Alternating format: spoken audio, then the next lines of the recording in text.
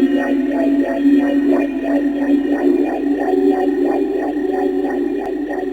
changed my mind.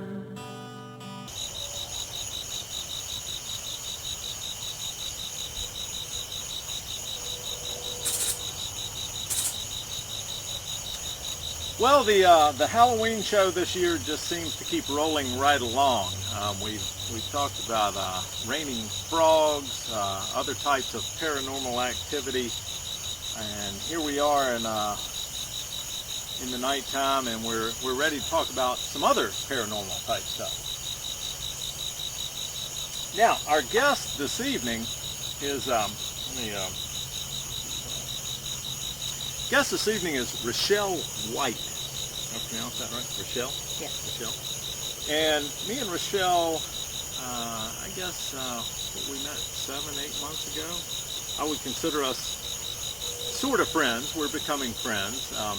You've been out here a couple times, but the only time you've been out here at night, your other trips have been day, very quick visits when we're all heading somewhere. I think the only time you were here at a night was after the show we did at Happy's, and maybe when we all went to see Alice in Wonderland.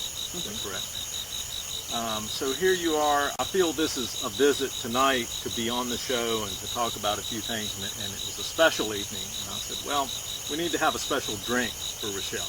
And I rolled through my head all types of things, like different types of wine, different types of beer, liquor.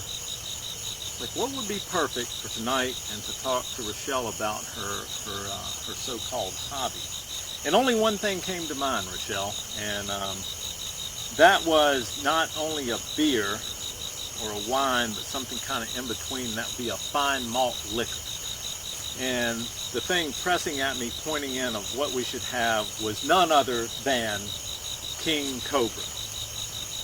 Thank you. Thank you, sir. Ladies and gentlemen, tonight on the show, and welcoming Rochelle officially, is that we would have none other than a fine malt liquor of King Cobra. So, and I've filled us some glasses.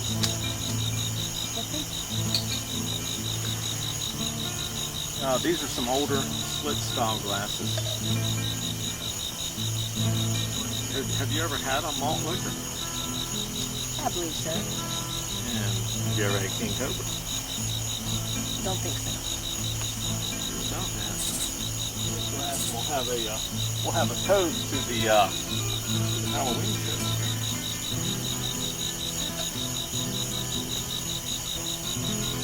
Just tell the way it pours, it's a good malt liquor. And that may be another future show. Exactly what is a malt liquor? To the Halloween show.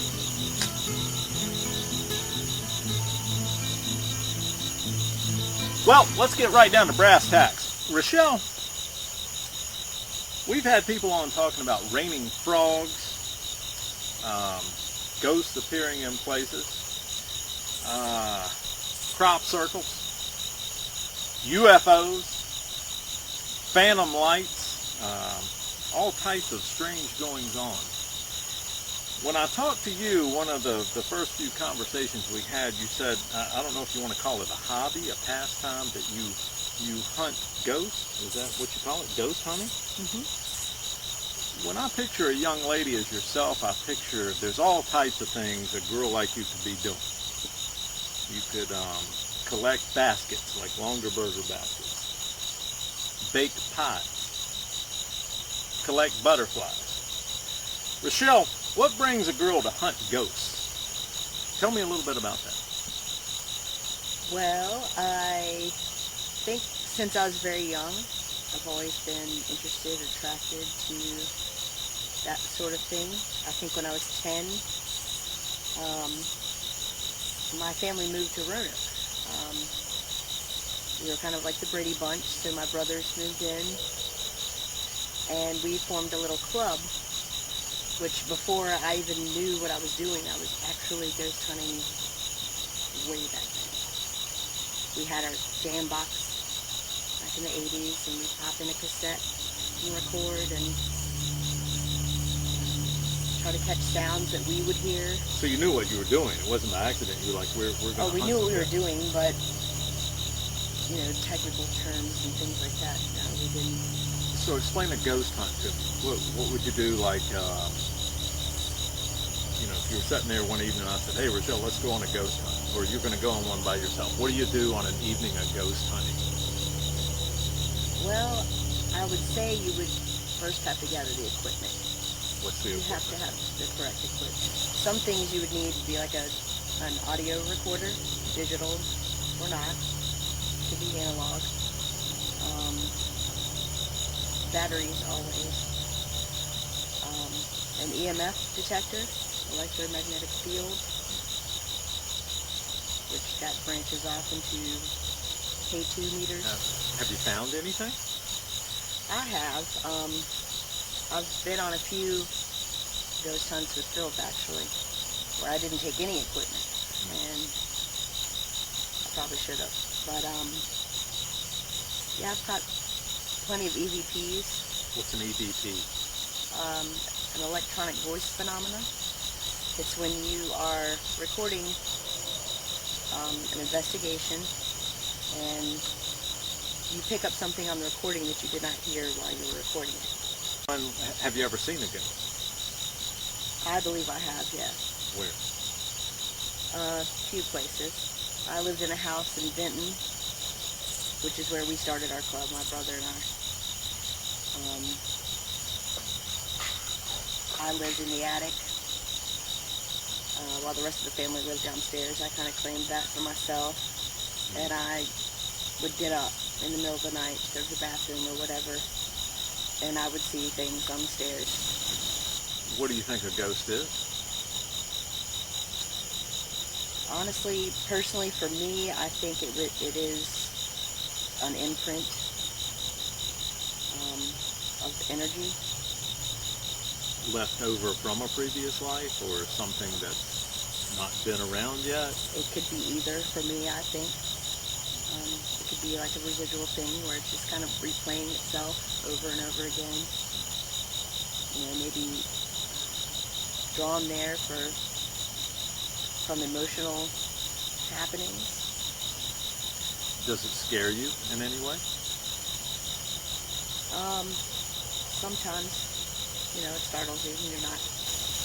Do you think there are good ghosts and bad ghosts? Ghosts can be human or non-human. So yeah, humans are. Human or non-human? Yes, I think. Explain the difference. Human, energy from people. Non-human, meaning they've never. Actually, the energy has never been in a human body. It comes from the very bowels of the earth. One of your stranger experiences in ghost hunting? The weirdest thing that's ever happened to you in a ghost hunting adventure? And we were all sitting on our front porch, and she decided she wanted to read the last chapter. And this was over a span of months. And we were all kind of around my porch. The side of my porch was about 4 feet off the ground. So we were all kind of, we're 12. We're all sitting there just watching her read. And the next thing we know, the chair is scraping the porch. It was like a cement porch. And it was digging into the porch and pulling her off the porch. And what it was, to this day, we don't know. But the chair went about 6 feet past the porch, over a fence, into the next door neighbor's yard.